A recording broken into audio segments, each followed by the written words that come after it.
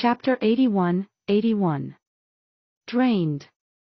Noah retreated hastily, sending Asiya in front of him to block the beast's assault. By then, he was used to fighting while withstanding the pain that Asiya suffered. His blood companion's body was shredded but recomposed instantly and locked one of the enemies in a fierce fight. Noah could defeat a peak rank 3 beast alone, so he just chose to divide the attention of the 2 rabid moles between him and Asiya. Asiya's body continued to be injured and broken. There was no way to compare its strength to that of the beast. However, one of the strong points of the companion was its recovery. Asiya continued to lose every clash with the mole, but it never let its opponent attack Noah. On the other side, Noah was releasing torrents of wind blades on his enemy. The pain he felt due to his companion was nothing he couldn't endure. The battle protracted for more than 20 minutes. Even though Noah had the advantage the whole time, his opponent was still a king among rank 3 beasts. Its resilience was immense and endured wound after wound that he managed to inflict. Noah didn't let it rest for even an instant as he continued to strike, trying to deliver a fatal blow. Inevitably, that moment arrived. The mole was covered with tens of cuts. No blood came out of its wounds, but the effects of the injuries were still shown on it. Its paws were 1 second too late and Noah's blade passed through its defenses. FFFFFFF. The soft sound of its body turning into smoke reached Noah's ears, and he didn't hesitate to turn himself and charge toward the remaining beast. Asiya was just acting as a punching dummy while it kept on charging selflessly at the mole. When Noah gave the command, it coiled around the beast, uncaring of its body being broken continuously. Noah took advantage of the restrained beast and severed its body in half with a double strike from his sabers. The round was over and Noah sat on the ground to meditate. Even if he managed to be uninjured, a large quantity of his breath had been depleted. During the previous battle, he had to fuel Asiya's body with liquid breath because the gaseous one in his body could not keep up with the intensity of its fight. For how long will this keep going? I'm quite sure that even Lena could have won the last round only thanks to her potions. The standards of this trial had to be set considering the ages of the candidates. Noah knew that his biggest advantage in the test was that he could divert some enemy's attention to his blood companion. The numerical difficulty of the trial was halved for him. Hadn't it been for Asiya's presence, the previous battle would have most likely been his last. I can't continue for much longer. What kind of requirements did this cultivator had when he set up the dimension? When the 10 minutes were over, he had less than 150 attacks available. He felt something charging at him and he opened his eyes while jumping in retreat. This will be my last round. He could not help to think of that, seeing 4 peak rank 3 rabid moles. Noah took a deep breath. His figure in the sea of consciousness held the rune tightly, ready to break it at any moment. The magical beasts advanced at high speed, and as soon as they reached him, they stretched their nails to deliver a powerful strike. 32 gray blades pierced the air toward his position, one for every finger of the beasts. Noah waited until the tips of the fangs were a few centimeters from his head to call Asiya. Then, the huge body of a snake appeared in his position. Its body was pierced and cut in many points by the attacks until it could not support itself anymore and shattered. Yet there was no one in the now empty area where Asiya previously was. He instead appeared below one of the moles, ready to swing his weapons. The beasts reacted and tilted their fangs to reduce into pieces the human below them. Deep marks were left on the floor as the moles didn't have time to retract their nails, but before they could hit the young man, the body of the snake reappeared, slowing the blows. Asiya's body shattered again, but from its disappearing figure, 2 shadows flew out. One of them was Noah, that was retreating with a light wound on his back. The other one was a wind slash that hit one of the mole's fingers and directly severed it. 31 to go. Mole-types beasts were generally weaker than snake-types ones. Their bodies were not as strong and their only method of attack was through their extensible fangs. Noah could not win in a frontal battle, so he decided to destroy their weapons in order to decrease their dangerousness.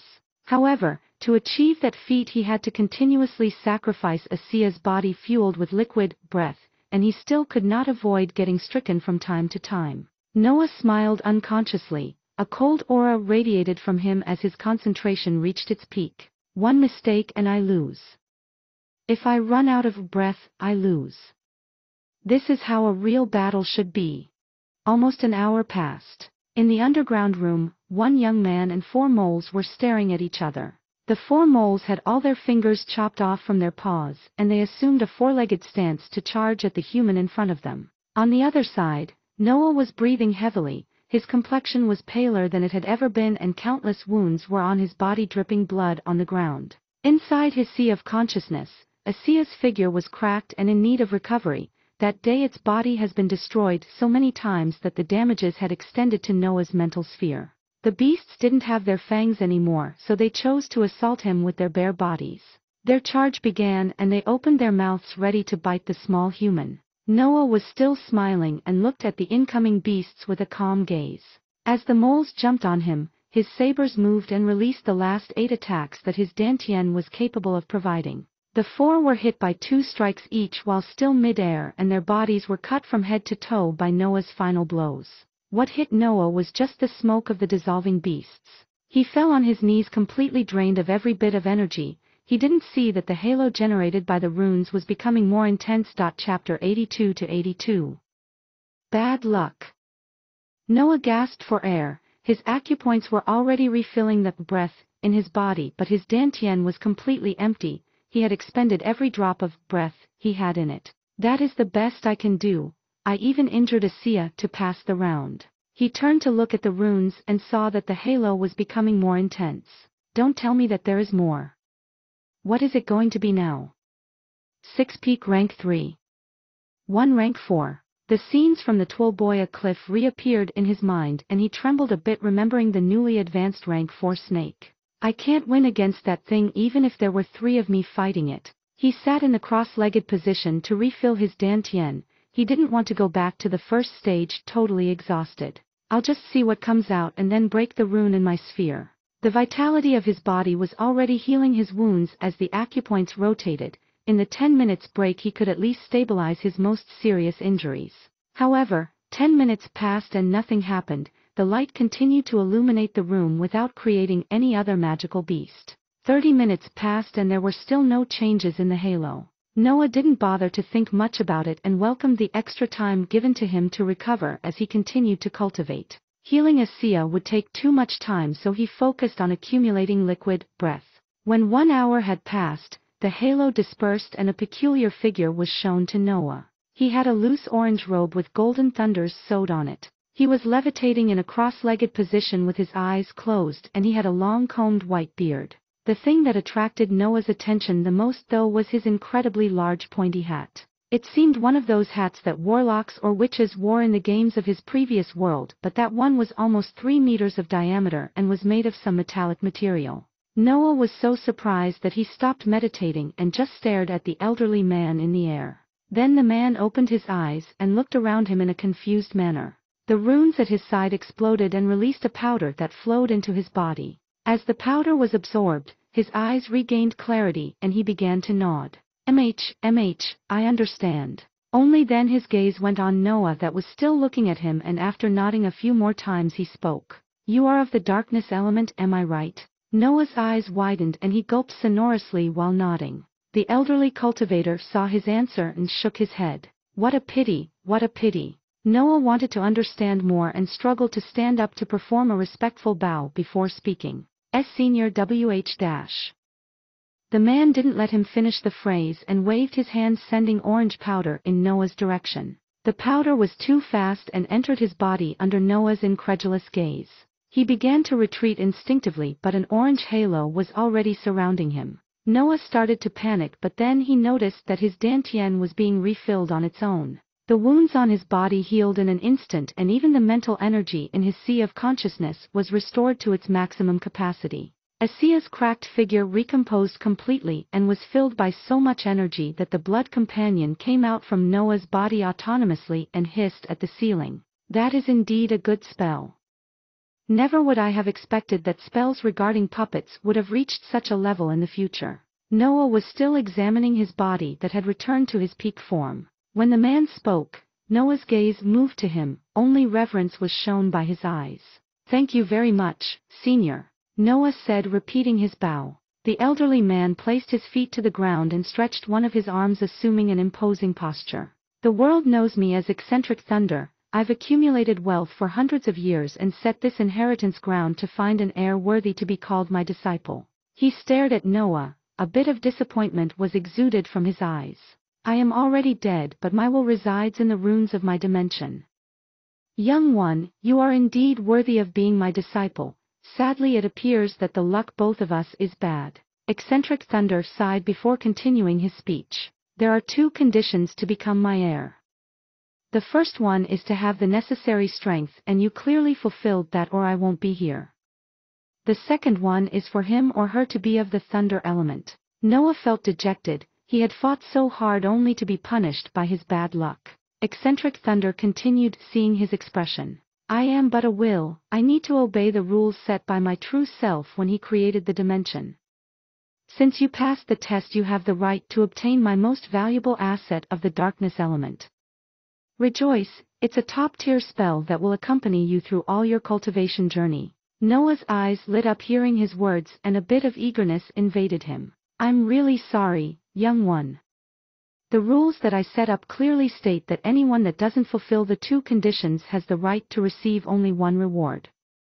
I could not risk that my accumulations might have been expended before I had found a successor. 1 test 1 reward, that's the rule. The dimension is now preparing to transfer the diagram directly into your sea of consciousness.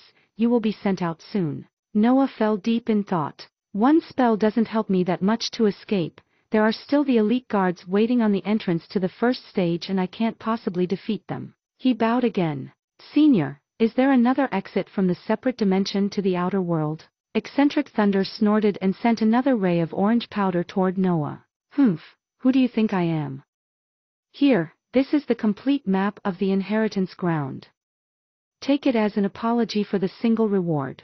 Many pieces of information were injected in Noah's mind, and he rejoiced to see that there was hope to escape from the Balvan group. He was about to bow again when a strange idea formed in his mind. A shameless smile appeared on his face as he neared the elderly cultivator. Chapter 83-83. Deal. Eccentric Thunder's words made Noah realize something. The map of the inheritance ground can be considered as a reward, right? Giving it to me should have been impossible if the rules had to be followed strictly. Noah came from a different world, so he had 2 points of view on everything. If the separate dimension can be considered as a program, that would mean that there are ways to cheat it. He thought of the potential loopholes that there could be in the dimension's rules, and the cultivator's words gave him some ideas. He arrived in front of him and asked in the most persuasive voice that he could muster. Grandpa Thunder, if you could, would you be willing to give me more prizes? Eccentric Thunder was a bit shocked. The runes had shown him Noah's battle, and the expression that he was making at that time was the complete opposite of the cold, smiling one he had when he was fighting. Well, yes, but as I told you, rules are rules, I can't help you with that. He crossed his arms on his chest and looked away from Noah. Noah continued his persuasion. What if you gave me more tests before I returned to the first stage? Passing them wouldn't mean obtaining more rewards. Eccentric Thunder thought for a moment and then slowly nodded. Yes, that might work. But the diagram for your spell will be ready in the time it takes an incense stick to burn. You will never be able to clear one of the tests in that little time. 5 minutes so. Noah thought for a little and could only find one solution. What if you set a new test that consists of simple questions? I believe that a mighty senior like you could do that without much effort. The old man snorted. Of course I can do that, but that would be giving you things for free. It is immoral. A cultivator has to earn his power. He raised his head to the ceiling to appear pure and virtuous, but his enormous hat made the scene look a bit ridiculous. However, Noah's next words made him turn abruptly with his eyes widened. What if I find you a worthy descendant? Eccentric Thunder stared at the young man and gulped. Noah could not help but remark the realism of the dimension. Do you know of someone that fulfills the conditions? Noah moved his gaze to the ground and shook his head. Well, not currently. But you must know that I'm planning to join a famous organization full of young talents even stronger than me. He shrugged his shoulders and took out one of his sabers while sighing sonorously. However, the journey will be long and hard. There are guards waiting for me on the first stage from whom I have to escape. Then, I would have to travel alone for many months, and all of this will be useless if I don't pass their entrance test. He laid the saber on his hands and showed it to the cultivator. Look, My sabers are full of dents from all the battles I went through. My cultivation technique is a weak rank 1 technique that has no elemental requirements, and my blood companion doesn't even fit me. I guess I will have to give up on escaping after all. I don't think I can manage in my mission with only a new spell. Eccentric Thunder was about to respond, but Noah continued. I hope you the best luck, Grandpa Thunder. Even if your inheritance ground is occupied by the Shasti family and the entrance is under their control, I believe that a worthy heir will appear in this remote countryside sooner or later. Heaven and earth can't be so unfair to you. Noah seemed really disheartened when he spoke about the situation on the outside world, making the worries of the elderly man increase. Many years had passed. Eccentric Thunder had no knowledge of the environment outside his dimension. He had set many entrances, but until now only one had been discovered, and the Shasti family had made it their biggest form of income. However, what if they restricted the ingress? What if his fated heir was among those that could not have access to the inheritance ground? Eccentric Thunder didn't have much time to think about it since Noah was about to be sent out to the first stage. A few seconds passed before the man spoke resolutely. Scoundrel, give me your hand, you have a deal. Noah immediately raised his right hand toward him. He expected his approval since his conditions were good. Eccentric Thunder held his arm and orange light began to shine on their handshake. Swear upon your dantian that you will do anything in your power to send a worthy young cultivator of the thunder element in one of the entrances that are on the map that I gave you. Noah's smile disappeared, replaced by his usual cold expression as he set a condition. A cultivator that I'm sure will not harm me in the future. Eccentric Thunder looked for a moment deep into the young man's eyes and nodded internally. He sure has the attitude needed to reach a high level. Fine. Noah then smiled again. I swear. The orange light condensed and inscribed a rune on Noah's arm that was then absorbed under his skin. Information on the specifics of the agreement and on how to fulfill it entered his mind, and he felt satisfied with them. Eccentric Thunder let his hand go and thought for a moment before a rune appeared in front of him. He was about to speak when Noah spoke again. Really simple questions, my knowledge is lacking. The old man nodded and pressed his hand on the rune. Which one is the best element? Noah was a bit surprised. He answered with a hesitant voice. Thunder. Eccentric Thunder smiled and the rune shined briefly. Good, good, since you were able to answer this difficult question you deserve this rank 2 cultivation technique of your element. A scroll appeared in front of Noah and he hastily put it in his space ring. Chapter 84-84. Ready. In the underground room of the second stage. Noah and Eccentric Thunder were smiling at each other while the rune between them shined shortly from time to time. Which color is the most good-looking? Orange. Oh, I see that you are an expert. Take this reagent, it will help you breaking through ranks. What about hats? The larger they are the more awesome they appear. Correct. I think this pair of sabers will suit you. They have an inscription that repairs them through breath. Who do you think is the most awesome character in the history of cultivators? Senior Eccentric Thunder is the best, of course. You think so? I will humbly accept this compliment and give you an earth pill then. Noah was taking everything that the rune made appear in his space ring without even looking at it. He wanted to make the best usage of the little time he had. As for beards, which ones are the best in their kind? Long and combed like yours, Senior. Oh ho, you are such a smart kid. Here, take this new space ring, it has more than 50 cubic meters of space inside. Noah wore the newly appeared ring on one of his free fingers and looked at the old man with eagerness. Eccentric Thunder seemed to like having someone that approved his appearance and would smile every time Noah answered one of his questions. Noah began to understand why he was called eccentric. However, after he asked the 5th question, he stayed silent for a moment and closed his eyes while knitting his brows. When he opened his eyes he shook his head in Noah's direction. I'm sorry, it appears that I can't stretch the rules more than this. I'm beginning to feel a backlash from the dimension. Noah's enthusiasm was crushed, but then he accepted the outcome. I have obtained a cultivation technique, new weapons, a new space ring, and the means to reach the 2nd rank of the dantian. This is already incredibly good. And there is the top-tier spell that he spoke about earlier. Noah sorted the rewards in his mind. How long till I'm sent out? Eccentric Thunder answered. 2 parts of incense. 2 minutes, so, I have to hurry. He put his old sabers in the space ring and took out the new ones.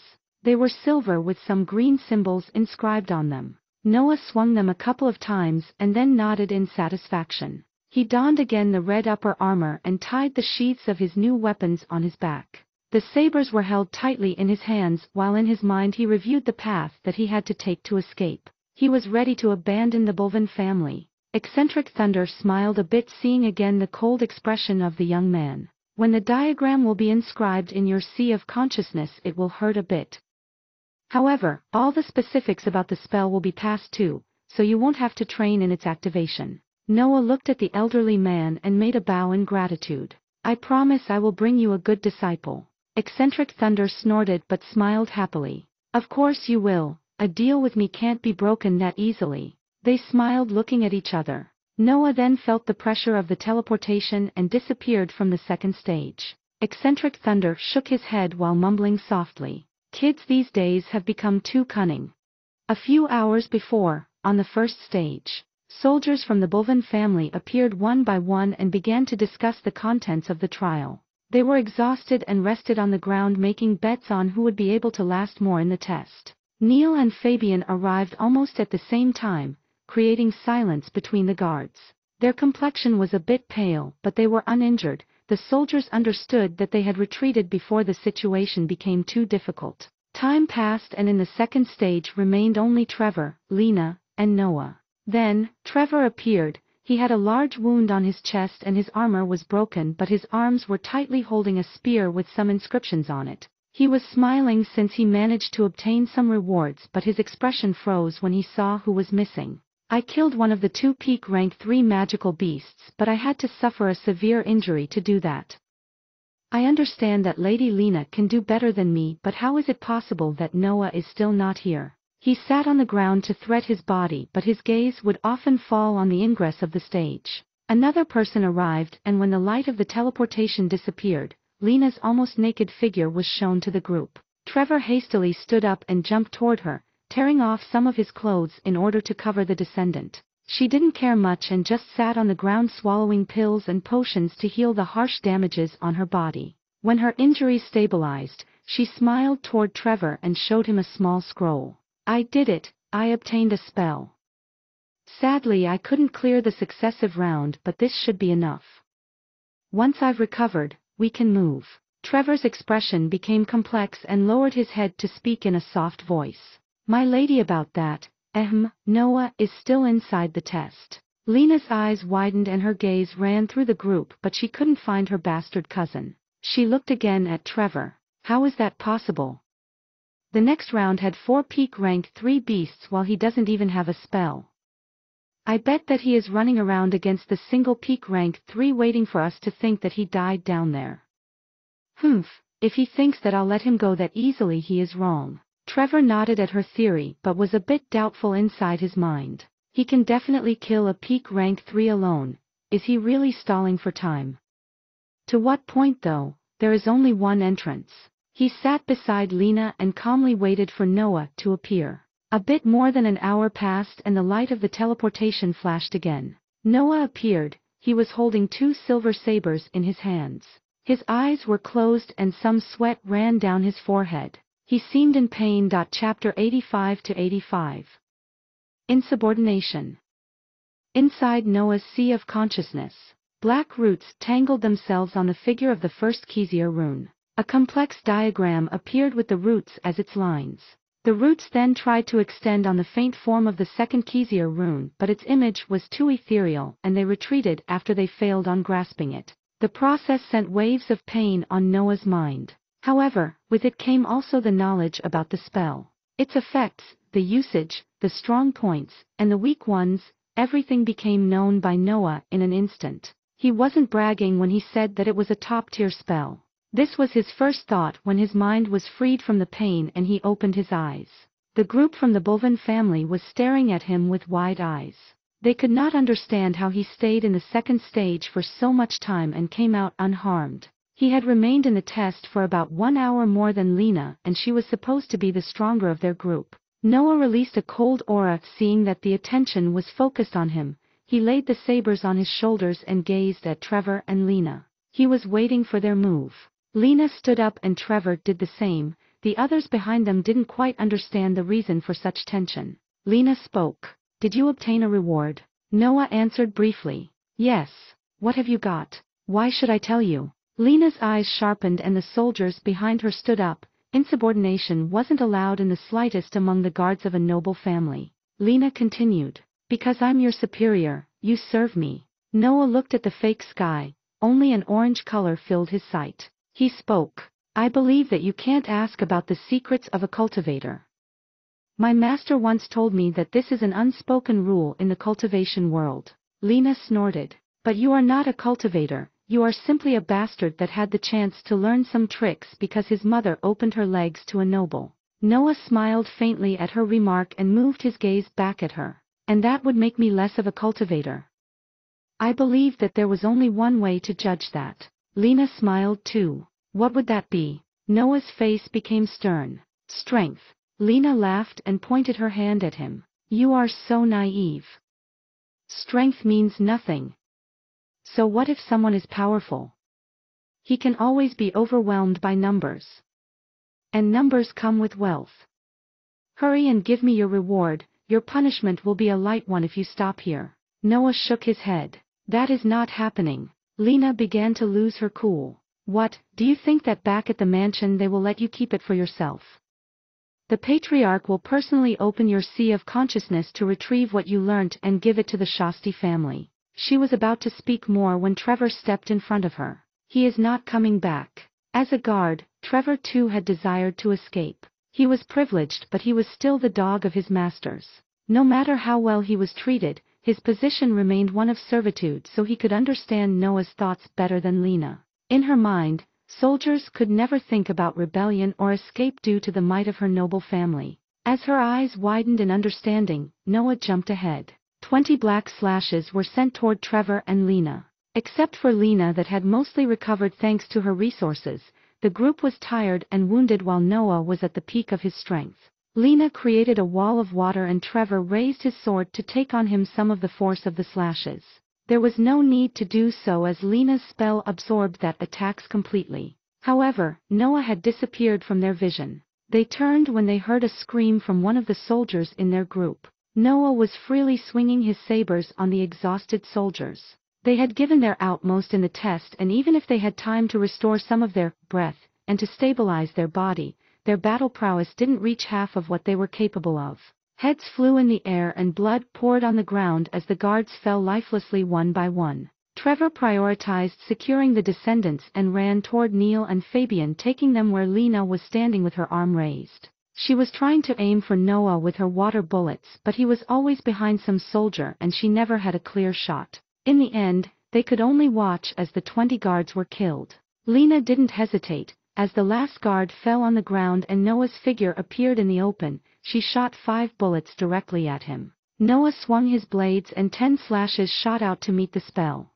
The bullets pierced the technique but they were slowed enough to give Noah time to dodge. He rapidly charged toward the remaining 4 members of the Balvan group. Trevor put himself between him and the descendants, ready to take the first impact. Noah clashed with him. 2 sabers met a sword, their physical strength was equal. Lena smiled and raised her arm to aim for Noah but then a drop of a warm red liquid fell on her cheek. Her eyes widened when she noticed that a big black figure had appeared on her side. On one end of the black body, there was Noah's leg. The other extremity was behind her with the shape of a reptilian head. Between its fangs, Neil's body was being crushed and multiple wounds appeared on his body. An invisible membrane though was protecting him, stopping Asia's teeth from stabbing deeper on his flesh.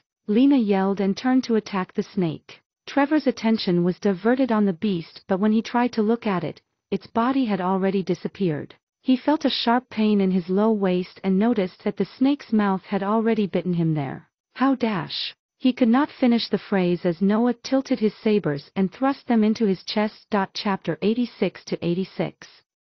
Fiend. Trevor was already deeply injured. He had sacrificed his body to use his spell back on the second stage. When the sabers pierced his heart and life began to leave his body, he looked deep into Noah's eyes. They were cold and focused and had already moved toward his next targets. He didn't even deign him of one last gaze. For some reason, he felt that Noah's escape was ensured. He will be Balvan family's biggest tribulation. The blades were pulled out of his body and he fell dead on the ground. Lena was confused. She had turned to help her brother, but then the black snake vanished and reappeared in the opposite position. She instinctively deployed a water shield to cover herself and the other two descendants. A strong force hit the shield that made it bend toward the safe area behind it. Lena focused and summoned the water whip, yelling orders to the two boys. I need your help. Use everything you have to attack him and rely on the protective items of the family to keep yourself alive. I will face him head on, you take care of the magical beast. Another impact resounded from the shield and shattered it. A Sia shot out from the crystalline drops of which it was made, and Lena's complexion paled due to the collapse of her spell. However, she had no time to care about her condition and she raised her whip to block the blood companion's charge. She endured its assault and her whip tangled on its body, but then a figure shot out of it. Noah jumped toward Fabian and delivered a descending double cut. He raised his arms in panic and a metallic sound echoed from their clash. On Fabian's left arm, a deep cut appeared while a bluish membrane covered the spot where the sabers hit. The fuck are those things? The attack should have severed the noble in two, but as the damage surpassed the determined gravity, the membrane showed itself to prevent it. Neil jumped toward him wielding a rapier adorned with blue gems. Noah deflected it, but then the gems blinked and shot a ray of light following the trajectory of Neil's blade. Noah was unprepared and was hit superficially on the shoulder. He retreated, sensing the unknown threat, and water bullets shot in his direction. Asia's body appeared and was pierced by the bullets. There was a moment of silence after that as no attacks were launched from both sides. Noah looked from behind Asia and saw that the three nobles were all wielding shining weapons. Lena had taken out a black whip with inscriptions on it, Neil had his rapier, and Fabian held a short white sword with both his hands. Lena began to speak. I have to admit that your strength is remarkable, but you can clearly see the advantage given by numbers and wealth. Noah didn't mind spending time speaking. Neil and Fabian were both injured and were losing blood while his body autonomously refilled breath. What's left of your numbers are two inexperienced brats. As for wealth, he focused his eyes on their armaments. Why none of you use sabers?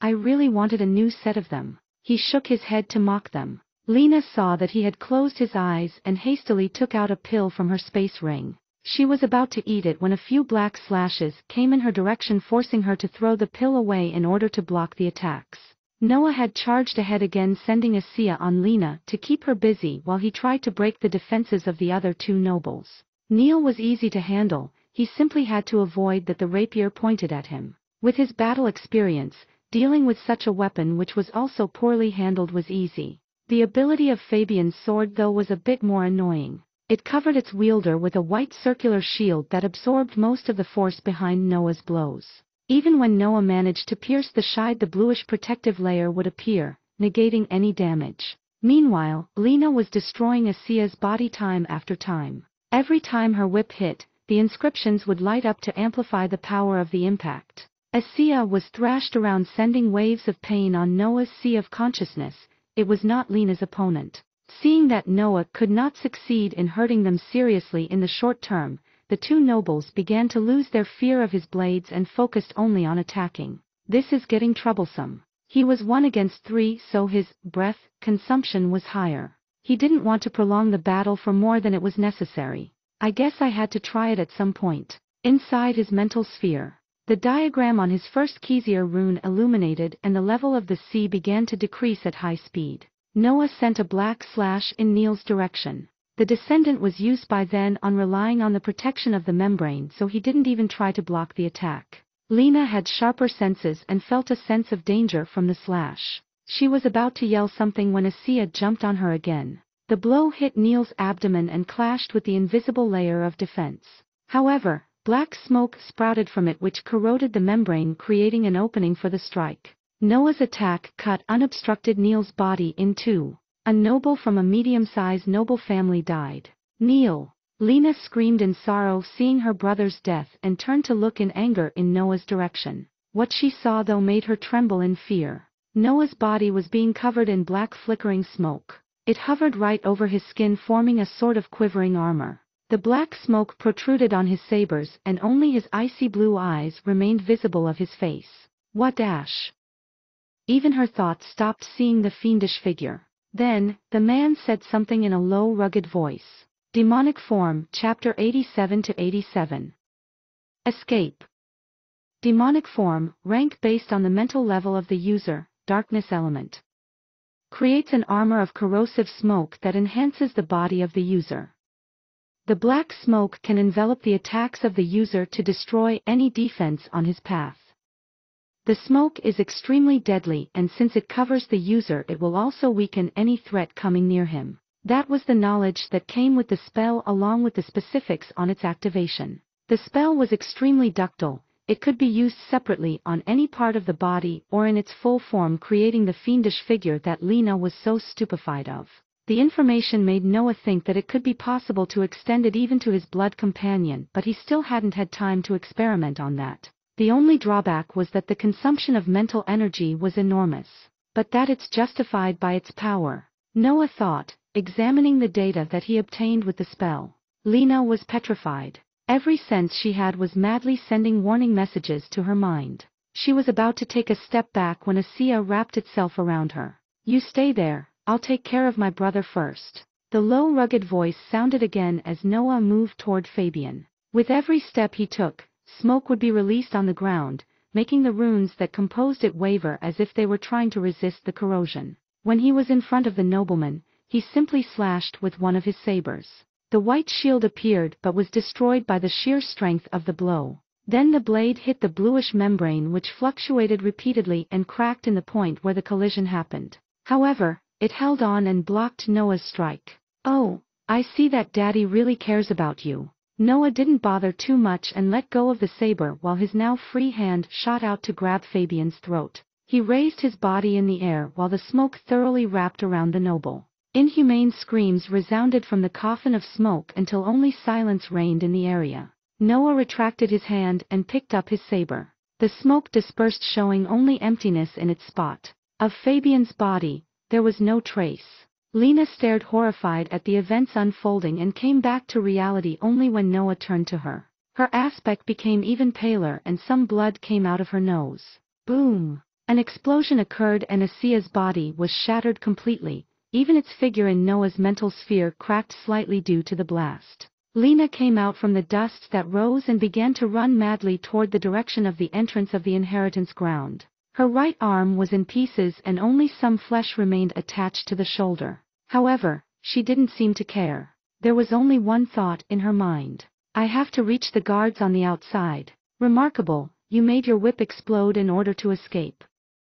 The Balvan family sure taught well. A devilish voice sounded from her side and she turned her head with an incredulous expression. She only saw a blade releasing black smoke aiming for her head. A thud echoed in the area. Noah pressed his foot on Lena's figure. An invisible layer of protection saved her life but still couldn't prevent her from crashing on the ground. He pointed his weapon on her and spoke. The smoke expanded from his foot and began to corrode her protection. Wealth. He turned the point of the blade toward himself. Strength. Lena's eyes were bloodshot. The protective membrane shattered and the smoke attacked her body. She gritted her teeth and through the pain, she managed to speak one last threat. The Balvan family will come for you. Noah smirked. The face made of smoke cracked ere his mouth was making his image even more devilish. He neared his head to Lena's.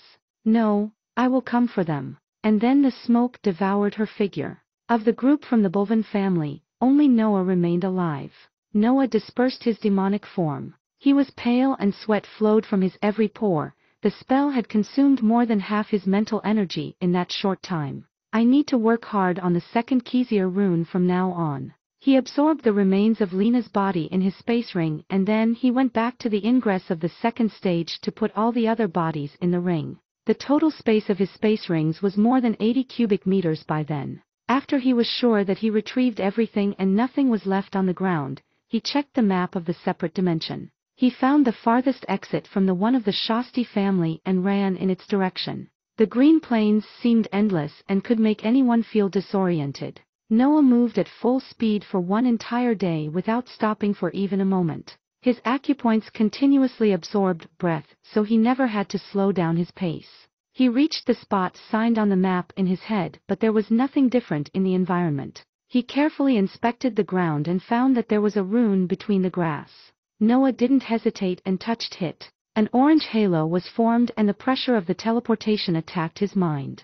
When he opened his eyes, he found himself in the middle of a forest. Evergreen forest. According to the route he had taken, he knew that the exit would have been in the forest, but he didn't know how deep in it he was. Noah climbed the tallest tree he found and looked around him from above it. The sky was crystal clear and there were mostly trees in his field of view. Found it. At a distance not too far away, he discovered the peak of a tower. That's Mossgrove City, and it's only a half a day of travel from here. It seems that even space it stretched in a separate dimension. He was not in the mood to feel amazed at the accomplishment of eccentric thunder, and he jumped off the tree and began to run again. His route was in the opposite direction of the city. Chapter 88-88. Journey. Evergreen Forest was vast, it spanned for many kilometers in an uneven way. Inside it, there were many danger zones and, in its depths, it wasn't unusual to find rank 3 magical beasts or large packs. Humans were the overlords of the world, but magical beasts had the advantage in the evolution process. Their numbers increased in every place where humans were scarce. Twilboya Cliff was one of those areas, and there were many more like it in the world. Generally speaking, the areas where humans lived had to be secured often in order to stop the developing of the magical beasts. Most of Noah's mission back in the mansion had that purpose. He was deep in the forest, hidden in an empty cave that he found along the way. A week had passed since the events in the inheritance ground, and all he did was running in a straight line away from the Shasti domain. He was consulting a map at that moment. His clothes had changed to his usual black ones and his hair was combed in a simple ponytail. The Academy's entrance test befalls 4 months from now. The city holding one of them that suits me the most is Ebonrest City, at 2 months of travel from my position. It is quite far from Mossgrove City, and the communications are scarce with the Shasti family due to Sheafland Mountain between them. Noah had prepared his escape routes long ago. His space ring was full of long-lasting provisions, new clothes, and all the useful means for a long trip. His clothes were mostly plain gym suits that he managed to steal from the servants. He could not be found wearing the armors of the Balvan family. I can reach it in less than 1 month if I travel at a decent speed, but that's quite useless. I'd rather use my time alone to raise my strength before the test. He still had to sort out the rewards from eccentric thunder, and the bodies of the group from the Balvan family were still in his other space ring. He had a long process of arranging goods ahead of him and he had to destroy the bodies, but he prioritized his escape in that week. At some point, Noah nodded and put back the map in the ring. I will focus on traveling for another week and just spare some time for the Kezia rune in the meantime. After that, I will slow my march considerably, sort the goods, and return to a complete training schedule. He didn't feel safe. Even if he left no proof of the battle in the first stage, he still preferred to be as far as he could from his family's influence. Though, it should be pretty hard to investigate in the separate dimension. I bet that things aren't that good in the mansion. He resumed his march at a fast pace toward Ebonrest City. He was careful to avoid any magical beasts on his road. He didn't want to leave any sign of his passage. There is also the fact that even if they reach the conclusion that the group is dead, they can't possibly suspect me. In their mind I'm just a talented kid with no spells. Never could they imagine that I have 2 of them which are incredibly strong. The blood companion had proved its value countless times by then, and it was even of an unfit element for Noah. The demonic form, instead, was extraordinary even for him. He couldn't really imagine that something like that existed. Not only it was a specific spell of a rare element so inherently stronger than the others, but it was also a top-tier one. No wonder nobles are so wary of giving spells to outsiders. My battle prowess doubled with 1 darkness spell. He was finally understanding the advantage of belonging to a rare element. Noah spent another week traveling at high speed. He would run during the day, train in the rune for 1 hour, and then sleep. He did nothing else in that period. When he felt that he had distanced himself enough from the Shasti's domain, he decided that it was time to sort the items in his space rings. He found a deep uninhabited cavern and sat at its bottom. One body after another appeared in front of him as he inspected them and then threw them away in a corner. A nauseous smell began to fill the cavern, but Noah simply continued in his process. The guards had nothing valuable. He couldn't take their armors since they were a signature of his origins, and they had no storage methods. Only their weapons seemed somewhat good, so he chose to keep them. Trevor's weapon and his reward were one tier higher in quality, especially the spear with inscriptions on it, so Noah didn't hesitate to store them. It's time for the nobles. Noah's eyes lit up as the shiny items entered his field of view. Fabian and Neil didn't have a space ring, but their weapons seemed amazing. He tried to look for the item that created the protective membrane, but there was nothing that resembled it. Since he only had Neil's body, he inspected it carefully until he found a strange cracked pendant with runes on it. It should be this thing, but it appears broken. Now that I think about it, Lena's ring survived my black smoke, so why the protective items didn't? He had some theories, but he knew too little to be sure. He threw Neil's 2 halves and broken pendant in the corner with the other bodies and moved to Lena's space ring. She made her whip explode, so the ring was the only valuable thing left from her. Noah used his mental energy to inspect the space on the inside, but he felt a wall blocking his probing. Some runes illuminated on its surface. Is it protected? What if I destroy the inscriptions? His mental energy continued to assault the wall while black smoke rose from the hand that was holding the item. The runes began to corrode until the ring was near its breaking point. Then, the wall crumbled and his mental energy was free to inspect its interiors.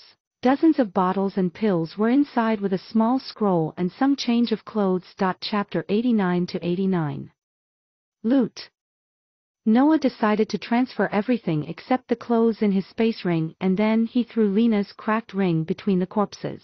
He had then one empty deposit and one with things to evaluate. I have to take care of these things first. He looked in the corner of the cave where the dead bodies were amassed. He neared the pile and his mental energy began to deplete as he stretched his arm toward it. Black smoke came out of his hand and engulfed the corpses. As everything in the corner was consumed by his spell, Noah analyzed its effects.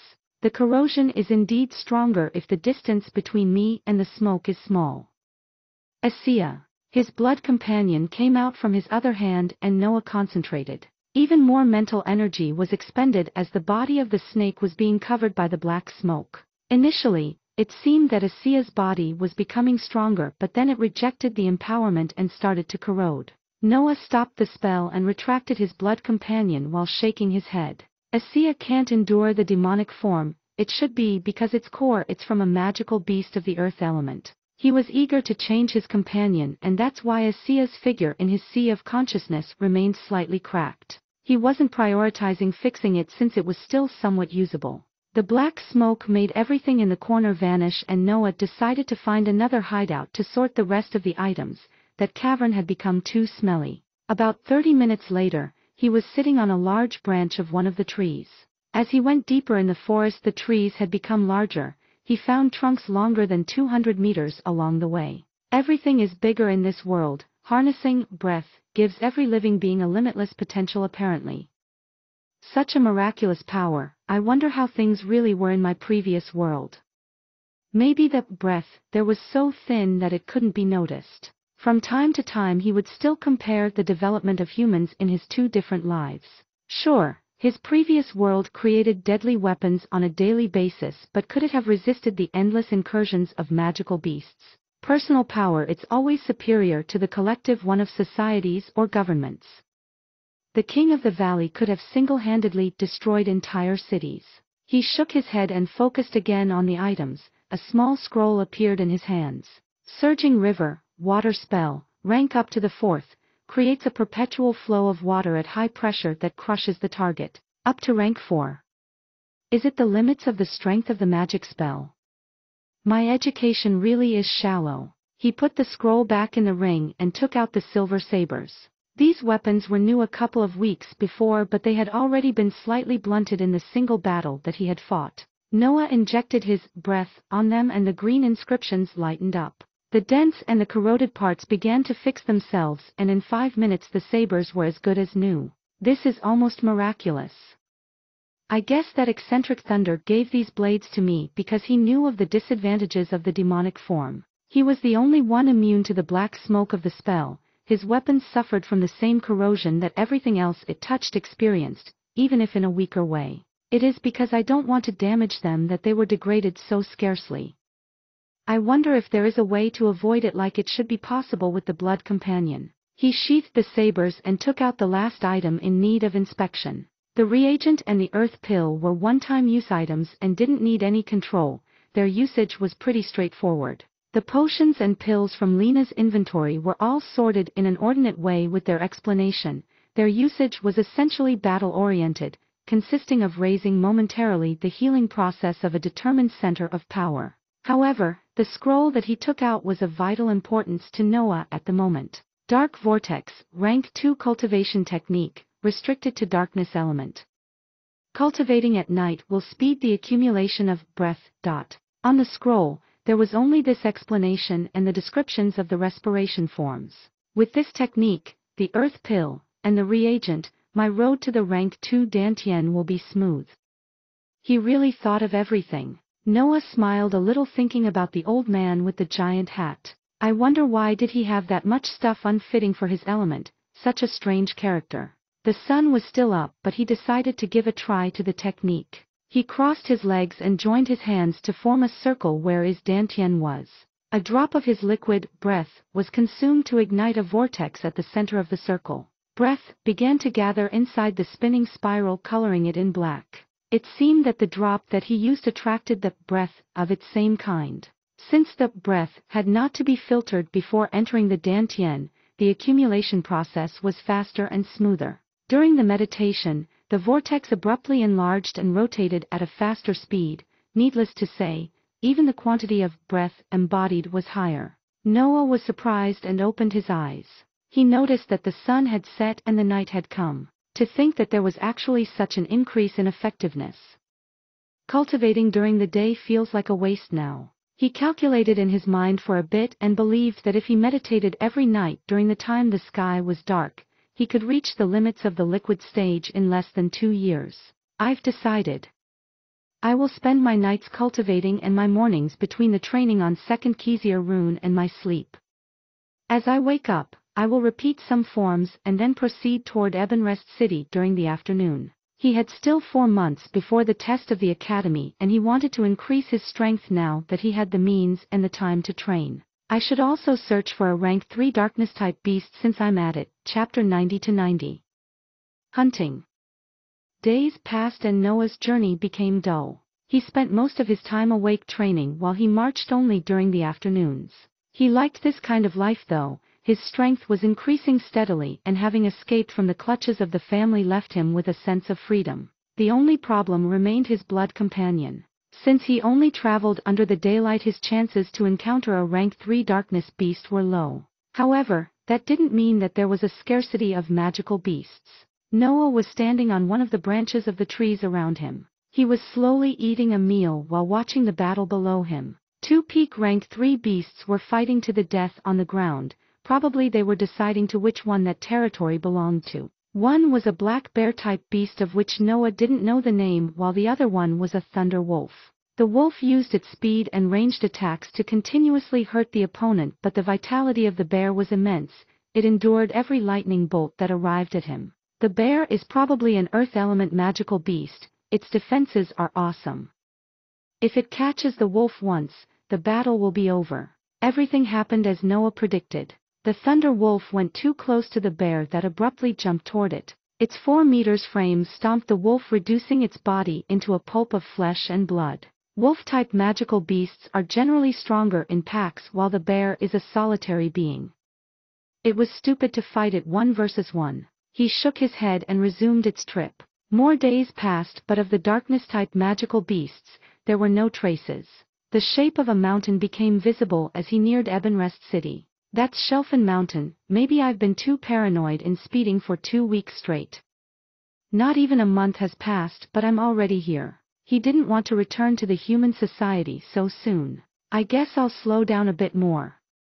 I don't want to stay in the open for more than necessary. The more time he spent among other people the more it was possible that someone discovered him. After all, the events in the separate dimension were still recent, it was better to hide for the time being. I need to explore during the night, my strength is increasing too much for a Sia to continue to be useful. Even against Lena, the only usage that his blood companion had was to gain time to let Noah fight versus fewer people at the same time. In the academy, the cultivators will all be disgustingly rich or highly talented. I can't go unprepared. He started that night with his research. He stopped his meditation during the darkest hour and explored his surroundings.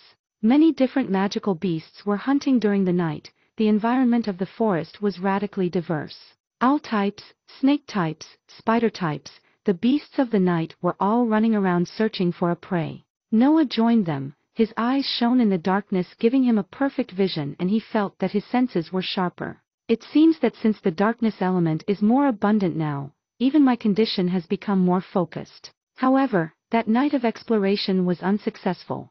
Noah didn't mind too much and just repeated his research the following night. A week passed like this and Noah still hadn't found any clue of his target. On the 7th night, he was jumping from branch to branch, paying attention to his surroundings.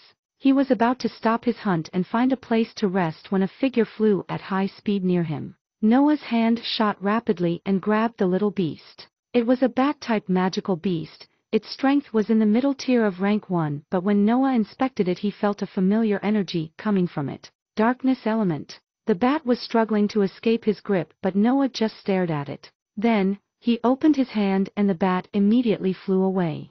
Noah followed it till the beast entered a small hole in the ground. He neared the hole and sent his mental energy inside to have an idea of its structure. The cavity seemed to lead to an underground cavern and he sensed the presence of many life forms coming from it. I finally found something. He chose to rest near the entrance for one day in order to gather more information. During the day, the entrance was silent and other magical beasts simply passed over it. However, at night, some bats would come out of it and return with little victims.